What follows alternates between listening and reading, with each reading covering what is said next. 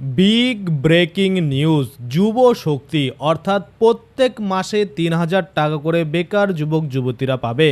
তো এই যুব শক্তির আবেদন শুরু হচ্ছে আগামী ২২শে জুলাই। তো আপনারা কিভাবে এই আবেদন অনলাইনে করতে পারেন, কোন কোন ডকুমেন্ট লাগবে, কারা কত টাকা পাবে, এই যে যাবতীয় তথ্য সমস্ত কিছুই কিন্তু আজকে আমরা এই ভিডিওর মাধ্যমে দেখে নেব। অনেকেই আছেন যখন আবেদন শুরু হয়ে যায় তখন তাড়াহুড়া করে কিন্তু নানা রকম ভুল করে ফেলেন। তাই আপনাদের জন্য এই ভিডিও, আপনারা অবশ্যই কিন্তু সম্পূর্ণ ভিডিওটা দেখে সমস্ত ডকুমেন্ট ঠিকঠাকভাবে রেডি করে যখন আবেদন শুরু হবে ধীরে সুস্থে আবেদন করে এই যে মাসে মাসে ৩,০০০ টাকার সুবিধা সেটা কিন্তু আপনারা পেতে পারেন। এবার সকলেই কিন্তু ৩,০০০ টাকা পাবে না, আপনারা হয়তো সকলে জানেন যারা গ্র্যাজুয়েশন করেছে তারাই ৩,০০০ টাকা পাবে, বাকি যারা উচ্চ মাধ্যমিক অবধি পড়াশোনা করেছে তারা কিন্তু ২,০০০ টাকা করে মাসে পাবে। তো চলুন আমরা বিস্তারিত A to Z দেখে নেই। আগামী ২২শে জুলাই যখন এই শুরু হবে অনলাইন ফর্ম ফিল আপ, তখন কিন্তু আপনার এই ফর্ম ফিল আপ করতে কোনো রকম যেন সমস্যা না হয়। কোন কোন ডকুমেন্ট জোগাড় করে রাখবেন, শিক্ষাগত যোগ্যতার ক্ষেত্রে কী কী ডকুমেন্ট লাগবে, সমস্ত কিছুই কিন্তু আজকে আমরা এই ভিডিওর মাধ্যমে দেখে নেব। তো চলুন বেশি দেরি না করে ভিডিওটা শুরু করা যাক। ভিডিওটা শুরু করার প্রথমেই আমি আপনাদের বলতে যাবো, যারা ফেসবুক থেকে ভিডিওটা দেখছেন তারা অবশ্যই পেজটাকে ফলো করে নেবেন, আর যারা ইউটিউব থেকে ভিডিওটা দেখছেন তারা কিন্তু অবশ্যই চ্যানেলটাকে সাবস্ক্রাইব করে পাশের বেল আইকনটাকে এনেবল করে নেবেন। দেখুন, সবার প্রথমেই বলা হচ্ছে এই যে যুব শক্তি, যেটা আমরা জানতাম যে প্রিভিয়াস যে সরকার ছিল সেটা কিন্তু যুব সাথী নামে চালু করেছে, ১৫০০ টাকার একটা কিস্তিও কিন্তু দেওয়া হয়েছিল, তাই না? আর নতুন সরকার আসার পরে এই যুব সাথীকে যুব শক্তিতে রূপান্তর করা হয়েছে। এবার কিছু কিছু মানুষের মধ্যে একটা ডাউট রয়েছে, সেটা হচ্ছে যে যুব শক্তি আর যুব শক্তি ভরসা কার্ড দুটো কি আলাদা জিনিস নাকি একই? দেখুন, আমি আপনাদের বলি, যুব শক্তি শর্ট আর যুব শক্তি ভরসা কার্ড এটা হচ্ছে টোটাল নাম। তো এখানে প্রকল্পটার নাম কিন্তু এটাই যে যুব শক্তি ভরসা কার্ড। এই ভরসা কার্ডের মাধ্যমে আপনারা কিন্তু এই ৩,০০০ টাকা করে পাবেন। এবার এই ৩,০০০ টাকা পেতে গেলে আপনার কিন্তু যা ডকুমেন্ট রয়েছে সেটা ছাড়াও যদি এমপ্লয়মেন্ট এক্সচেঞ্জ ব্যাংকে আপনার অ্যাকাউন্ট থেকে থাকে, সেখানে যদি আপনার কার্ড থেকে থাকে, যদি আপনার সেই প্রোফাইল রেডি থাকে, তাহলে কিন্তু আপনি অগ্রাধিকার পাবেন বা আপনাকে কিন্তু এই যত শীঘ্রই সম্ভব অ্যাপ্রুভাল দেওয়া হবে বা আপনি কিন্তু টাকার পাওয়ার যে যোগ্য সেটা কিন্তু 10 থেকে 20% কিন্তু আগে থাকবেন। আশা করি আপনারা বুঝতে পারছেন। আচ্ছা, এবার চলে আসি সরাসরি যুবশক্তিতে কী কী বলা হয়েছে। যুবশক্তি অনলাইন ফর্ম ফিল আপ শুরু হবে ২২শে জুলাই থেকে, এটা কিন্তু বলা হচ্ছে। অনলাইন আবেদন হবে, আপনারা অনলাইন আবেদন করতে পারবেন। এবার এখানে অনেকেরই মনে ডাউট থাকবে, দাদা আমরা অফলাইন করতে পারবো না। অবশ্যই অফলাইনও করতে পারবেন, কিন্তু অফলাইন করলে কোনো লাভ হবে না, কেননা আপনাকে সেই ফর্মটা আপনি যেখানেই অফলাইনে জমা দেবেন তারা যদি অনলাইনে এন্ট্রি না করে তাহলে কিন্তু আপনি টাকা পাবেন না। কারণ এর আগেও আমরা দেখেছিলাম যারা অনলাইন আবেদন করেছিল তারা প্রত্যেকে টাকা পেয়েছে, যারা অফলাইনে আবেদন করেছিল তাদের কিন্তু টাকা ঢোকেনি। কেন?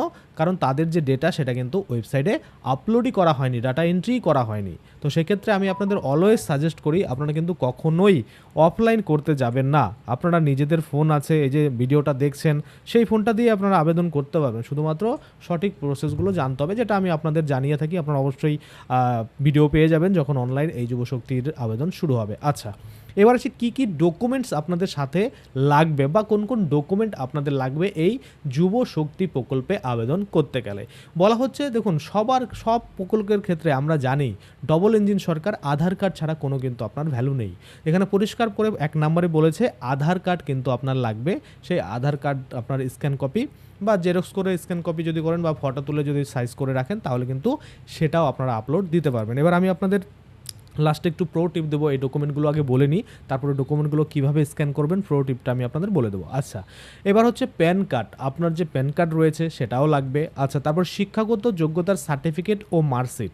এবার এখানে অনেকেই ভাবে যে দাদা শুধুমাত্র মার্কশিট আপলোড দিয়ে দিয়েছি, না, হবে না। আপনাকে মার্কশিটটা আপলোড দিতে হবে, সাথে সাথে কিন্তু সার্টিফিকেটটা আপলোড দিতে হবে। এবার আপনারা অনেকেই বলবেন যারা গ্র্যাজুয়েশন করেছেন ৩-৪ বছর হয়ে গেছে, তারা বলবেন যে দাদা আমরা তো এখনও সার্টিফিকেট, পাস আউট সার্টিফিকেট পাইনি, আমরা শুধুমাত্র মার্কশিট পেয়েছি। হ্যাঁ, আপনারা যদি সার্টিফিকেট না পেয়ে থাকেন তাহলে প্রভিশনাল সার্টিফিকেট কিন্তু দেওয়া হয়, সেটা আপনারা কালেক্ট করে নেবেন। সেটা কালেক্ট করে আপনারা পেয়ে যাবেন, বা যারা ইউনিভার্সিটিতে পড়াশোনা করেন তাদের ম্যাক্সিমাম ক্ষেত্রে কিন্তু যে ডিজি লকার রয়েছে সেখানেও কিন্তু সেই যে মনে করুন সার্টিফিকেট সেটা কিন্তু পাওয়া যায়। তো আশা করি আপনারা বুঝতে পারছেন। আচ্ছা, এবার চলে আসি পাসপোর্ট সাইজের ছবি, যেটা কালার ছবি হতে হবে, সাম্প্রতিক নতুন তোলা, একদম লাস্ট 3 মাসের মধ্যে ছবি তোলা। যদি না থাকে তাহলে এই যে সময় আছে 22 তারিখে আবেদন হবে, অনেক দিন সময়, আপনারা এখন ছবি তুলে নিন, 1 একদম নিউ ছবি লাস্ট একদম যেটা 3 মাসের মধ্যে যদি তোলা থাকে তাহলে ভালো, না থাকলে আপনারা তুলে নিন, তুলে একদম সুন্দর করে সব কিছু নিয়ে রেডি করে রাখুন। কারণ ওই আগের ছবি দিয়ে দেবেন, পরে মিসম্যাচ হচ্ছে না, ফেলড হয়ে যাচ্ছে, ভেরিফিকেশন হচ্ছে না, পরে প্রবলেম হবে। আপনার এখন একটা ছবি তুলে নিন, যদি 3 মাসের মধ্যে তোলা না থাকে তাহলে এখন তুলে নিন। আচ্ছা, এবার হচ্ছে মোবাইল নাম্বার, যেটা সবারই থাকে, আর অবশ্যই এই জিনিসটা খেয়াল রাখতে হবে, এমনই মোবাইল নাম্বার দেবেন যেই মোবাইল নাম্বারটাই কিন্তু আপনার ব্যাংকের সাথে লিঙ্ক রয়েছে বা ব্যাংক অ্যাকাউন্টে দেওয়া রয়েছে, এবং সাথে সাথে সেটা যেন আপনার আধারেও দেওয়া থাকে। এটা কিন্তু খুব ভাইটাল। অনেকেই ভাবেন যে না, আধারের নাম্বারটা দেবো না, অন্য একটা যে কোনো নাম্বার দিয়ে দিই। হ্যাঁ, হয়ে যাবে, কিছু প্রবলেম নেই, কিন্তু অগ্রাধিকার কারা পাবে? যাদের ওই নাম্বারটাই ব্যাংকে এবং আধার কার্ডে দেওয়া থাকবে, তাহলে ফেচ করতে কিন্তু তাদের সুবিধা হয়। আশা করি আপনারা বুঝতে পারছেন। আচ্ছা, তারপরে চলে আসি ইমেল আইডি। এখন আমরা জানি যে কোনো ক্ষেত্রে ইমেল আইডি প্রয়োজন হয়। যদি আপনার ইমেল আইডি থাকে তাহলে দেবেন, না থাকলে কিন্তু একটা বানিয়ে নেবেন, বানিয়ে তারপরে কিন্তু দেবেন। কারণ ইমেলটা কিন্তু অনেক কাজের, মানে অনেক কিছু কাজ আপনি ব্যাংকে অনেক কাজ এমন রয়েছে যেটা না গিয়ে ইমেলের মাধ্যমে কিন্তু করতে পারবেন। তো সেক্ষেত্রে ইমেল আইডিটা অবশ্যই দেবেন, যদি না থাকে তাহলে বানিয়ে নেবেন। যারা মোবাইল চালান প্রত্যেকের মোবাইলে ইমেল রয়েছে, আপনারা হয়তো জানেন না বা লিখে রাখেননি, অবশ্যই আপনারা প্লে স্টোরে গিয়ে সেখানেও দেখতে পারেন, বা জিমেলে গিয়ে আপনারা দেখতে পারেন আপনাদের কি কিন্তু ইমেল আইডি রয়েছে, তাই না? আচ্ছা, তারপরে ঠিকানার প্রমাণপত্র। আপনার যে মনে করুন আপনি যেখানে বসবাস করেন সেটার ঠিকানার যে প্রমাণপত্র, সেটা ভোটার কার্ড দিতে পারেন, আপনি বিদ্যুতের বিল দিতে পারেন, আপনি রেশন কার্ড দিতে পারেন, আপনি ইত্যাদি যে কোনো একটি, বা রেসিডেন্টাল সার্টিফিকেট সেটাও কিন্তু দিতে পারেন। তো সব থেকে ভালো হবে লেটেস্ট 2026 সালের এসআইআর এর যে ফাইনাল লিস্ট রয়েছে সেখানে যদি আপনার নাম থাকে তাহলে সেইটা, বা আপনাদের যে ভোটার কার্ড রয়েছে সেইটা কিন্তু আপনারা দিতে পারেন। আশা করি আপনারা বুঝতে পারছেন। এবার এখানে আমি আপনাদের বলেছি যে পাসবুক যে রয়েছে, ব্যাংকের পাসবুক, সেটাও দিতে হবে, মানে পরবর্তী ডকুমেন্ট ব্যাংক পাসবুকের প্রথম পাতা, সেটা হচ্ছে ব্যাংক অ্যাকাউন্টের বিবরণী। এবার ব্যাংক অ্যাকাউন্টের বিবরণীটা এমন হতে পারে যে নাও থাকতে পারে, কেননা আমরা দেখেছি এই যে অন্নপূর্ণা যোজনা রয়েছে সেখানে কিন্তু কোনো রকম ব্যাংক অ্যাকাউন্ট দিতে হয়নি, কারণ আধার কার্ডের মাধ্যমে কিন্তু টাকাটা দেওয়া হয়েছে, বা আধার সিডিংয়ের মাধ্যমে টাকাটা দেওয়া হয়েছে, বা আমরা বলতে পারি যে ডিবিটি লিঙ্কের মাধ্যমে টাকা কিন্তু দেওয়া হয়েছে। তো সেক্ষেত্রে যুবশক্তির ক্ষেত্রেও এমনটা হতে পারে। তো এই যে পাসবুকের ব্যাপারটা, এটা কিন্তু নাও চাওয়া হতে পারে। আশা করি আপনারা বুঝতে পারছেন। এবার এখানে দেখুন, এই যে যুবশক্তির টাকা, এই যুবশক্তির টাকা কিন্তু সকলেই যে পাবে এমনটা নয়। অনেকেই আবেদন করবেন, দেখবেন অন্নপূর্ণারও কিন্তু সকলে পায়নি, অনেকে পেয়েছে, অনেকে পায়নি, অনেকে রিজেক্টেড হয়েছে, এরকম। তো সেক্ষেত্রে আপনার যেন রিজেক্টেড না হয় বা আপনারটা যেন কোনোভাবে বাদ না পড়ে, সেই জন্য কিছু প্রো টিপস আমি আপনাদের বলেছিলাম দেবো, ডকুমেন্টসগুলো বলে দিলাম।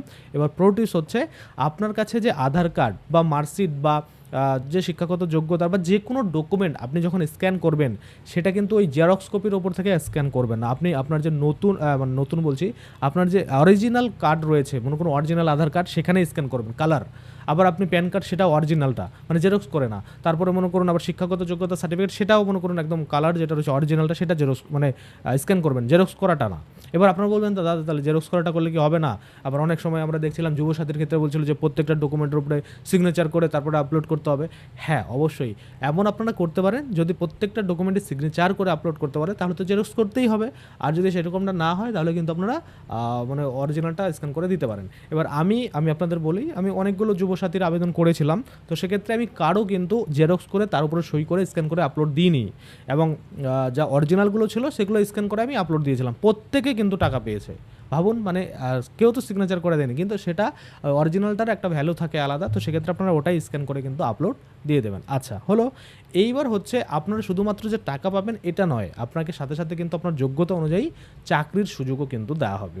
তাহলে এই হচ্ছে টোটাল বিষয়, এই জিনিসগুলো আপনাদের লাগবে। এবার আপনাদের আমি একটা প্রো টিপসের সাথে অ্যাড করছি, সেটা হচ্ছে যে এমপ্লয়মেন্ট এক্সচেঞ্জ ব্যাংকে যদি আপনার অ্যাকাউন্ট না থাকে, প্রোফাইল বানানো না থাকে, তাহলে অবশ্যই একবার এখন কিন্তু প্রোফাইলটা বানিয়ে নেবেন, এবং প্রোফাইলটা বানিয়ে নেওয়ার পরে অফলাইনে 60 দিনের মধ্যে সেটা ভেরিফিকেশন করাতে হয়। সেটা ভেরিফিকেশন করায় আপনার ইউজার আইডি পাসওয়ার্ড সেটা রেখে দেবেন, তাহলে পরবর্তীতে কিন্তু অনেকটা ইজি হবে আপনার এই যুবশক্তির ক্ষেত্রে। আশা করি আপনারা বুঝতে পারছেন। তাহলে যুবশক্তি নিয়ে কী কী ব্যাপার ছিল আমি টোটালটা আপনাদের বলে দিলাম। এরপরে যখন অফিসিয়ালি আবেদন শুরু হবে তখন আমি আপনাদের লাইভ করে দেখাবো, এবং কোনো যদি চেঞ্জেস থাকে সেটা নিয়েও কিন্তু আপডেট দিয়ে দেবো। আশা করি আপনারা বুঝতে পারছেন। আজকের জন্য ভিডিওটা এখানে শেষ করবো। ধন্যবাদ।